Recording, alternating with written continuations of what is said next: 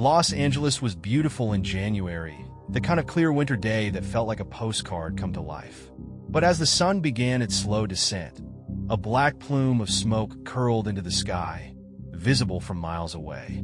At first, people thought it was another wildfire, tragic but routine in this parched city. Yet something about it felt wrong. The column of smoke moved with an unsettling purpose, swaying like a serpent against the backdrop of the setting sun. I first noticed it from my balcony. My apartment, perched on the eastern hills, overlooked a chunk of downtown. The sky was stained with the orange of twilight, but the black smoke spiraled higher and darker. It wasn't just a fire. I could hear it, a deep, low hum that resonated in my chest like a second heartbeat. The longer I stared, the more it seemed alive, pulsating in rhythm with the wind. The news stations had nothing but speculation. Wildfires weren't unheard of in January, but this smoke was different. The anchors spoke of strange patterns and odd witness accounts. Moving embers, one firefighter called them, though his face betrayed he meant something else. That night, the air grew hotter, drier. I left my windows open, hoping for the usual coastal breeze to cool my tiny studio. Instead, a whisper seemed to drift in on the stagnant air. Faint but insistent, it called my name. I didn't sleep. By morning, the fire had consumed parts of Griffith Park and was approaching the city proper. The evacuation orders were spotty, confusing, as if the authorities didn't know which way the fire would go. By midday, the sun was a pale disk, dimmed by the smoke choking the sky. And then the calls started, the stories. Friends told me of figures seen in the flames, silhouettes of people walking unscathed through the inferno. You could swear they were watching, one neighbor told me, eyes wide and voice trembling. I didn't know what to make of it, but as I looked toward the horizon again, I swore I saw movement in the smoke, something shifting, watching me. By the second night, the fire line was no longer just a distant spectacle. It had crept closer, curling toward the outskirts of Los Angeles like greedy fingers. The evacuation orders expanded, though no one seemed to know where it was safe to go. The fire didn't follow logic. It skipped over neighborhoods to incinerate others, leaving entire streets untouched while reducing adjacent blocks to ash. I was still in my apartment, stubbornly waiting for clarity amidst the chaos. That's when I heard it again, the whisper. Not through the window this time, but closer, clearer, as if it came from the room itself. I froze, my ears straining. A faint voice, barely audible, murmured something that sounded like my name. My skin prickled. "Hello!" I called out, hating how small my voice sounded. The whisper stopped, leaving behind an oppressive silence. The air tasted like charcoal and fear. I glanced at the TV. The news anchors looked as bewildered as I felt, their professionalism cracking under the strain of uncertainty. Reports came in rapid bursts. Firefighters trapped by walls of flame. Emergency teams finding no escape despite clear routes moments before. They described the fire as unnatural, the way it moved, the way it seemed to target. Then came the first footage. The shaky cell phone video showed two firefighters in a cul-de-sac, flames raging around them. As they retreated, the fire seemed to surge forward, blocking every exit. One of them yelled something, his voice barely discernible over the roar of the inferno. The camera panned, and there he was, the fire whisperer. At first, it looked like a man, just an ordinary silhouette standing within the flames. But his features were indistinct, more a suggestion of a face than an actual one. His body shimmered like heat waves rising off asphalt. As the firefighters scrambled, the figure raised an arm and pointed toward the camera. The footage cut out abruptly. I stared at the screen, my heart pounding. A figure in the flames, a shadow directing the fire. It couldn't be real. It had to be some kind of camera glitch or hoax. But the look in the firefighter's eyes, the raw, unfiltered terror, that was real. My phone buzzed. A text from Liz, an old friend who lived closer to the hills. It was a single line, "Have you seen them?" Before I could respond, the whisper returned, louder this time, words forming. "Come closer." A knock on my door shattered the moment. I rushed to open it, expecting a neighbor, but found no one there. Just the scent of ash and the faint sound of something breathing. By the third day, the fire was no longer confined to the hills or canyons. It had breached the city, carving paths of destruction in erratic patterns. Helicopters droned overhead, dumping water that seemed to vanish before it reached the flames. The whispers followed me wherever I went in my apartment, a quiet, persistent beckoning. I wasn't alone in hearing them. Liz texted again that afternoon. "They're outside my window. They're not human." I called immediately, but the line went dead after 2 rings. Panic gripped me. Liz's apartment wasn't far, too close to the advancing fire. Against my better judgment, I grabbed my keys and headed out. The streets were chaos. Traffic snarled as people fled, cars packed with hastily grabbed belongings. Smoke blanketed everything, turning the sunlight into a dim orange haze. I drove past abandoned buildings, their windows flickering with the reflection of distant flames. As I neared Liz's place, the temperature rose noticeably, an oppressive heat pressing against the car's windows. When I arrived, her street was empty, the silence more terrifying than the panicked crowds I'd passed. The whispers started again as soon as I stepped out of the car, louder now. This time, they were accompanied by faint laughter, a sound like dry leaves scraping across pavement. Her apartment door was ajar, swinging slightly in the breeze. "Liz," I called, stepping inside. The air was stifling, the smoke so thick I could barely see. The living room was empty, but something on the coffee table caught my eye. An old book, its leather cover scorched and cracked. The pages were filled with strange symbols, crude shapes scratched in what looked like charcoal. Next to it was a half-burned candle and a small pile of ash. I heard movement upstairs. "Liz?" My voice echoed unnaturally, swallowed by the thick air. I climbed the stairs, each creak of the wood sounding deafening in the silence. The hallway was dark, the whispers now so loud they seemed to reverberate inside my skull. I followed them to her bedroom door, which was slightly ajar. The room was empty except for a figure standing by the window. I froze, my breath caught in my throat.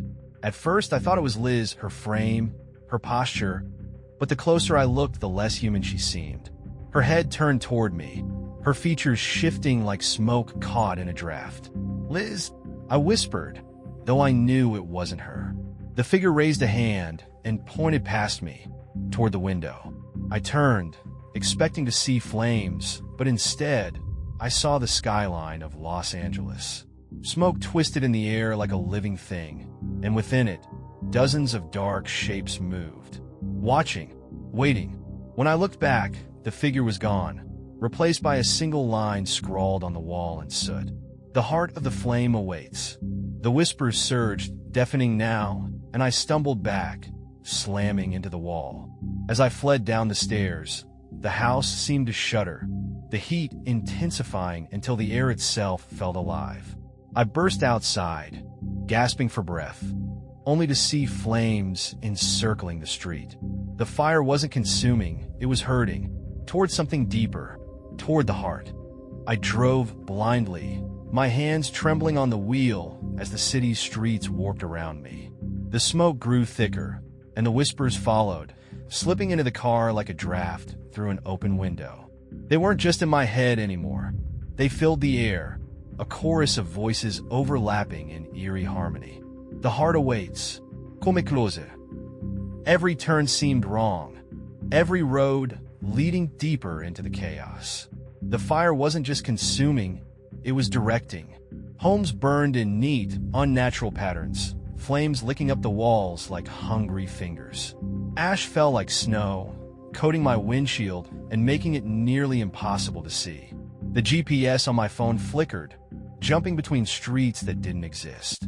Then it displayed a destination I hadn't entered, Burning Heart Road. The name wasn't real. There was no such street in Los Angeles. But as I turned down a deserted avenue, the whispers rose in pitch, a cacophony of urgency. My phone buzzed, a text from Liz's number. "Keep going. You're almost there." I knew it couldn't be her.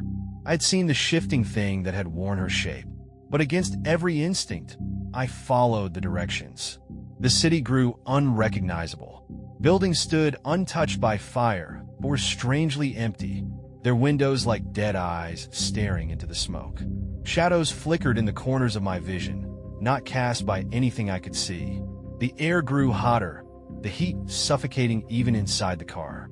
Finally, I saw it, a dark shape looming through the haze. It was a cabin, its wooden exterior charred black, but standing amidst a circle of untouched ground. The fire seemed to bow around it, bending like a predator watching its prey. I pulled to a stop, the car door almost too hot to touch. The whispers screamed now, a torrent of words I couldn't understand. But one phrase repeated over and over, louder than the rest. Enter the heart. The cabin door swung open before I reached it. The inside was impossibly dark, the kind of blackness that felt alive, pressing against the edges of my vision. I hesitated, my breath hitching, but the heat behind me was unbearable. Stepping inside was like crossing into another world. The air was still, heavy with the scent of charred wood and something sickly sweet. Symbols marked the walls, jagged and crude, the same ones I'd seen in Liz's apartment. A single candle burned on a small altar, its flame unnaturally steady. On the altar was a book, its pages blackened at the edges. I reached for it, my hands trembling, and opened it to the middle. The symbols filled the pages, surrounding a crude drawing of a spiraling flame. Beneath it, in bold, scorched letters, were the words, "It feeds on your fear, it feeds on you." The whispers fell silent. For the first time in days, there was quiet. Then I heard it, a low, guttural growl coming from the corner of the room. Slowly, I turned, and in the shadows, a figure emerged. It was the fire whisperer. Not a man, not entirely, but something between smoke and flesh. Its face was featureless, yet I felt its gaze piercing through me. It moved closer, the heat radiating from it searing my skin. "You came," it said, its voice like crackling embers. "They always come." Before I could respond, it raised an arm, and the room erupted into flame. The flames didn't consume the cabin. They wrapped around me instead, circling like serpents, hissing and crackling with a life of their own. The fire whisperer stood motionless, its body shimmering as if it were part of the fire itself. "Why me?" I managed to choke out, the heat scalding my throat with every word. It tilted its head, as though considering the question. "You are already burning," it said, its voice low and resonant, like the roar of a distant wildfire. "You brought this upon yourself." "I don't understand," I began, but it cut me off with a wave of its hand. Suddenly, the floor beneath me vanished. I was falling, plummeting into darkness, the air rushing past me cold and sharp. When I landed, the impact knocked the breath from my lungs. I gasped and scrambled to my feet, but the world around me was unrecognizable. I was no longer in the cabin. I stood in a barren wasteland of scorched earth, the sky above a swirling mix of smoke and ash. Fires burned in the distance, their orange glow casting eerie shadows. The ground beneath me was blackened and cracked, as though it had been seared by something far more powerful than any ordinary fire. And then I heard it, the whispers, louder than ever, closing in from all directions. "You cannot run," they said in unison. "You cannot hide." I turned, my heart pounding, and saw them, figures emerging from the smoke. They were human-shaped but wrong, their bodies flickering like firelight, their faces blank and featureless. They moved with an eerie grace, their feet never quite touching the ground. I ran. The air burned my lungs as I sprinted across the wasteland, the whispers growing louder with every step. I didn't dare look back. I could feel them behind me, their heat licking at my heels.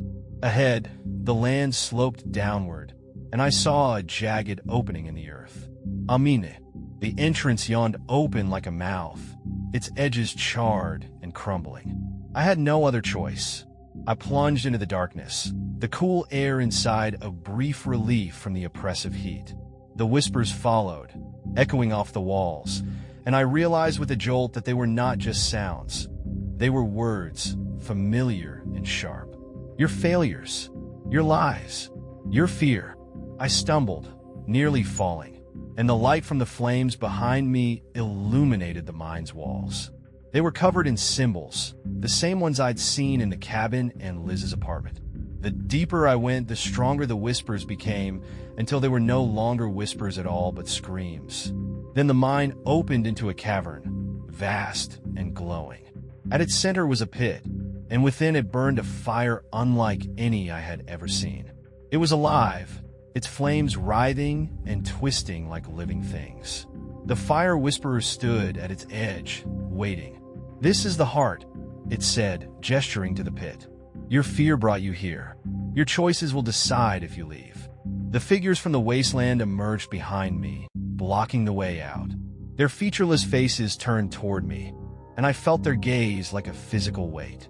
The fire whisperer stepped closer, its form flickering. "The fire hungers. What will you offer it?" The cavern thrummed with a deep, rhythmic pulse, the sound of the fire's heartbeat. The flames in the pit twisted and coiled, forming shapes, faces screaming in agony, hands reaching for salvation. The fire whisperer stood motionless at the edge, its form shimmering, waiting for me to speak. "What does it want from me?" I asked, my voice trembling. The whisperer tilted its head, the movement unervingly human. "It wants what you have carried your whole life. Fear, regret, pain. These are its sustenance." The figures behind me inched closer, their movements synchronized, deliberate. Their presence felt suffocating, as if the air around them was being stolen. "And if I don't give it what it wants?" I demanded, though I already knew the answer. The whisperer's featureless face seemed to smirk, a cruel mockery of emotion. "The fire does not leave empty-handed." I stepped toward the pit, drawn despite myself. The heat was unbearable, but it wasn't just physical. It clawed at my mind, my memories, forcing me to relive moments I'd buried deep. The fire hissed as images formed in its flames.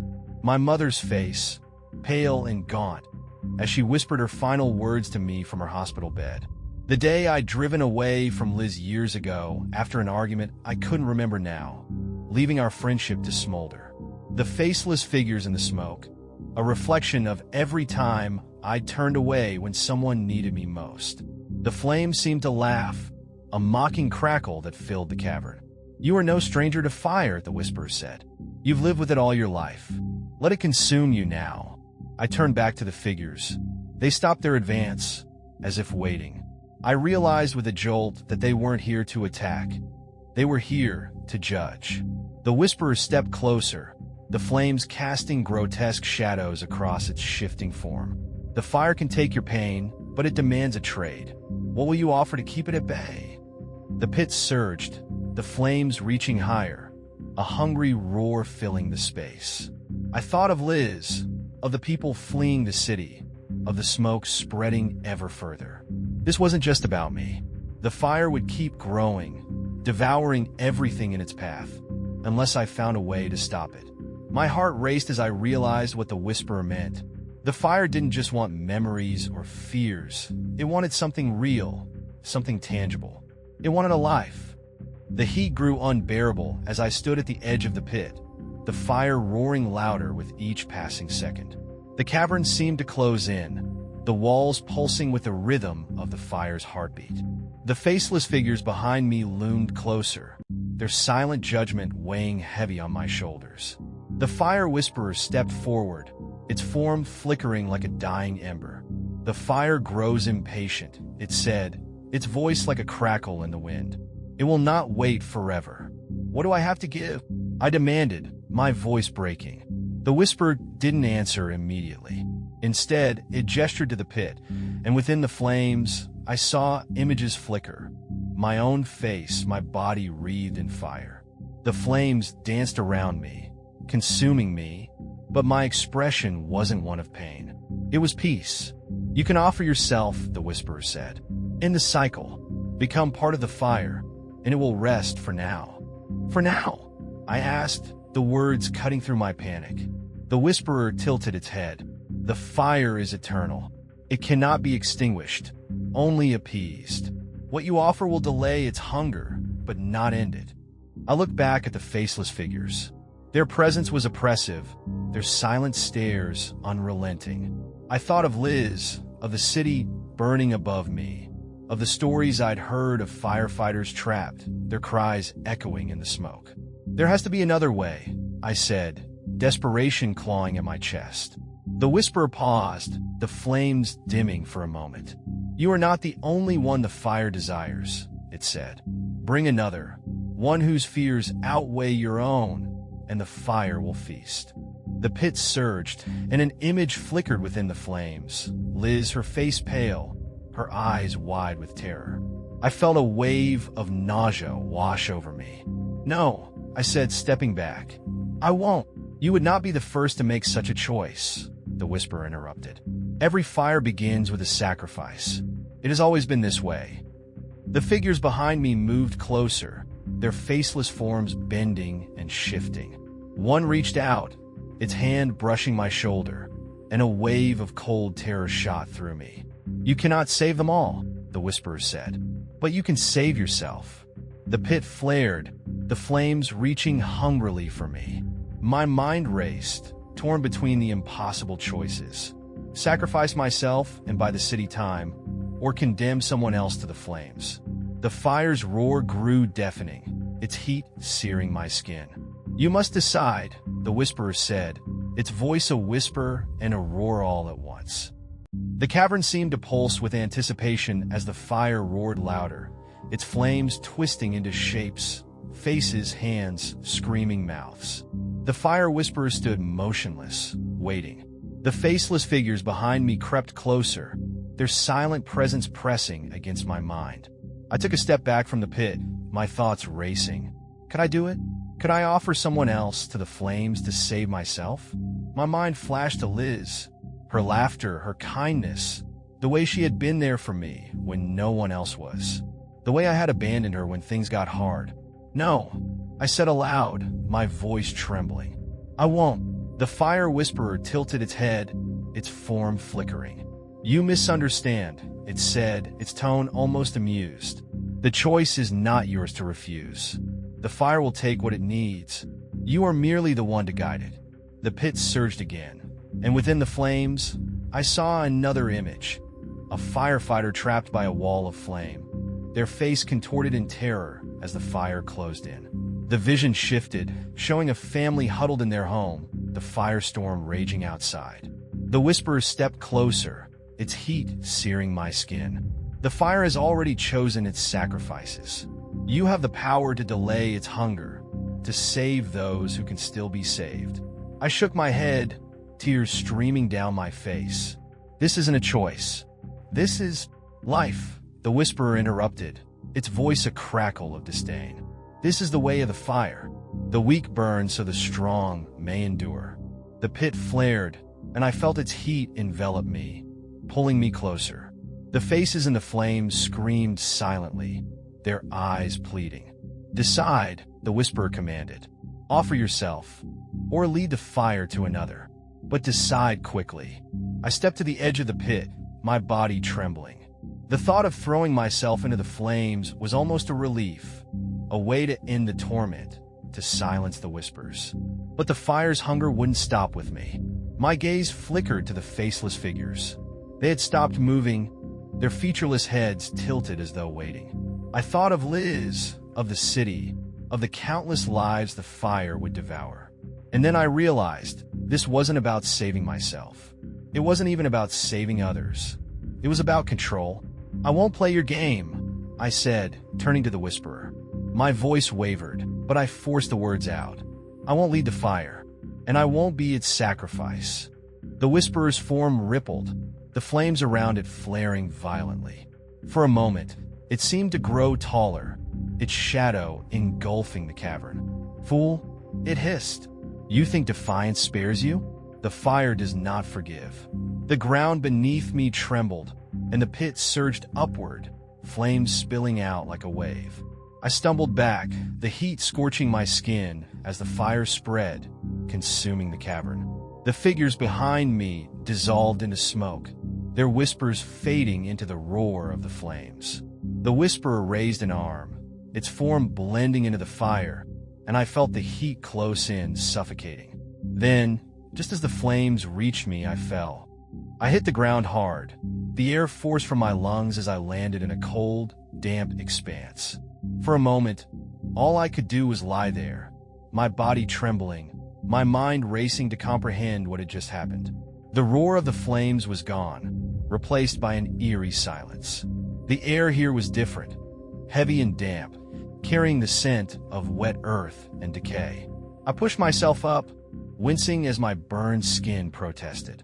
The cavern I had fallen into stretched endlessly, its walls jagged and glistening with moisture. Dim light filtered down from cracks in the rock above, casting long shadows that shifted and moved like they had a life of their own. The pit was gone, and with it, the fire whisperer. But the whispers remained. They were softer now, fragmented and faint, as if they struggled to reach me. "Why did you come?" one asked. "You cannot escape," said another. I turned slowly, my flashlight cutting through the gloom. Symbols were etched into the walls here too, but they were different, older, deeper. They didn't just mark the stone. They seemed to pulse, alive with a faint, crimson light. Ahead, the cavern narrowed, and in the distance I saw movement. At first, I thought it was another trick of the shadows, but then I heard it, a low, wet shuffling sound. My heart pounded as I stepped forward, the beam of my flashlight trembling. The whispers grew louder with each step, their tone shifting from curiosity to desperation. "Turn back. Leave this place. You are not meant to see." But I couldn't stop. Something pulled me forward, an invisible thread drawing me toward whatever lay ahead. The cavern opened into a circular chamber, and at its center was something I couldn't fully comprehend. It was a tree, or something resembling one. Its branches twisted and writhed like living things, blackened and charred, yet pulsing with an internal fire. From its roots seeped a thick, dark liquid that pooled on the cavern floor, emitting faint wisps of smoke. Figures surrounded the tree, their forms barely visible in the dim light. They knelt before it, their heads bowed, their hands outstretched toward the writhing branches. As I stepped closer, I realized they weren't kneeling. They were fused to the tree, their bodies melding into its trunk and roots. One of them turned its head, its face half-formed, the skin peeling away to reveal glowing embers beneath. "Why have you come here?" it rasped, its voice a mix of human agony and crackling fire. "I don't know," I whispered, my voice barely audible. The tree shuddered, its branches extending toward me. The whispers around me screamed now, a deafening roar that drowned out all thought. "You were called," the figure said, its ember eyes locking onto mine. "You are part of it now." The branches lashed out, wrapping around me like tendrils. The heat was unbearable, but beneath it, I felt something colder, an ancient, unrelenting malice. The whispers converged into a single, deafening voice. "Feed the flame." The branches tightened around me, searing my skin as they lifted me toward the writhing mass of fire at the heart of the tree. The figures fused to the roots, chanted in unison, their voices hollow and resonant, echoing through the cavern. "Feed the flame. Feed the flame." I struggled, but the branches were unyielding, their heat piercing deeper than flesh, sinking into my very being. My mind fractured under the pressure, flashes of my life spilling out like pages torn from a book. Every failure, every moment of cowardice, every buried regret rose to the surface, feeding the tree's fire. The whispers that had haunted me all along began to merge with the chanting, until they were indistinguishable. The flames of the tree surged higher, licking at the ceiling, consuming the figures at its base. Their bodies crumbled into ash, leaving only their voices, now part of the endless cacophony. "This is what you are," a voice thundered from the fire, deep and resonant. It wasn't the fire whisperer, it was the tree itself. "No," I screamed, my voice raw. "This isn't me. This isn't who I am. The branches shuddered, hesitating for a moment. The fire's roar softened, as if waiting for something.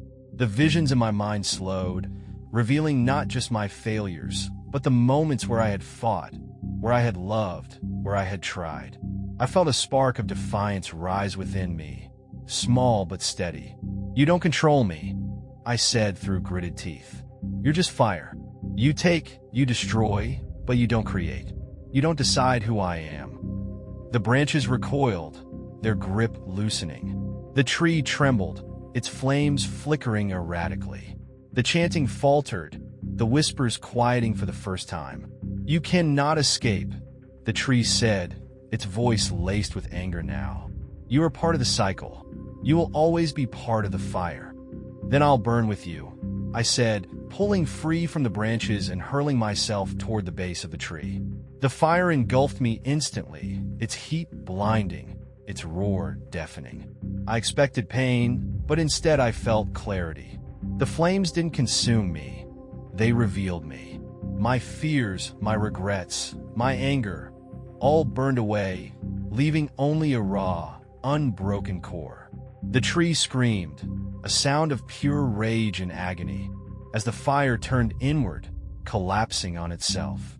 The cavern shook violently, the walls crumbling as the light from the tree dimmed. I collapsed to the ground, gasping for air as the heat faded. The figures were gone, the whispers silenced. The tree was no more than a smoldering stump, its power extinguished. The cavern began to collapse, the ground splitting beneath me. I scrambled to my feet, running toward the faint light of an opening in the rock. I didn't look back. When I emerged, the city was quiet. The sky was clear, the smoke gone. Los Angeles lay beneath a soft orange sunrise, as if the fire had never been. But I knew better. The fire was gone for now, but its hunger was eternal. It would return, as it always had, as it always would. And I would be waiting,